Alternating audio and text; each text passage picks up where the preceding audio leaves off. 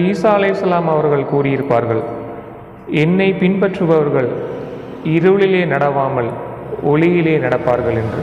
குர்ஆனில் ஒரு வசனம் இருக்கின்றது, அத்தியாயம் 57 வசனம் 28.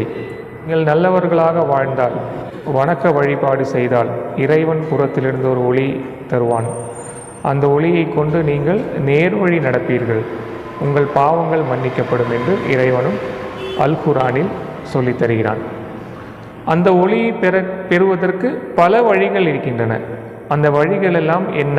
மூமீனான மனிதர்கள், சமுதாய மக்கள் அந்த ஒளியை பெற்றே ஆக வேண்டுமா அப்படிங்கிறத பற்றி நம்ம டீட்டெயிலாக பார்க்க போகிறோம். சாதாரணமாக உங்களுடைய கண்களை மூடி இந்த இடத்துல கவனம் வச்சிங்கன்னா கருமை நிறமாக தோன்றும், கருப்பாக இருக்கும். இந்த இடம் கண்களை மூடி இந்த இடத்த பார்த்தீங்கனாலே கருமை நிறமாக தோன்றும்.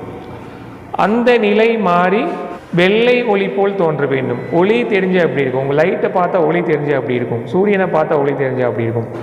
அதே போல் ஒரு பிரகாசமான ஒளி உங்களுக்கு தெரியும். ஆரம்ப காலகட்டத்தில் சிறிதளவிலான ஒளி மங்களாக தெரியும். காலப்போக்கில் அந்த ஒளி பெரிதாகி லைட்டில் வர ஒளி மாதிரி, சூரியனில் வர ஒளி மாதிரி பிரகாசமாக தெரியும்.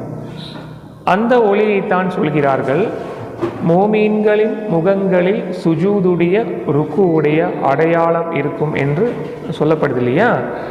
அது கருப்பு தழும்பில்லை, அது வெள்ளை ஒளியைத்தான் குறிக்கும்.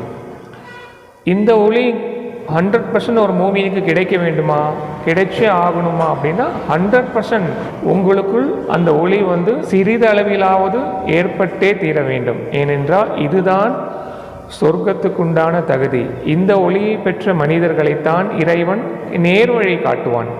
இந்த ஒளியை நீங்கள் பெறவில்லை என்றால் நீங்கள் இருளிலே நடந்தவர்களாக, ஈசா நபி சொல்றார் இல்லையா, நீங்கள் இருட்டிலே நடந்தவர்களைப் போல் இறைவனுடைய வழிகாட்டுதல் இல்லாத மனிதர்களாக வாழ்ந்து கொண்டிருப்பீர்கள்.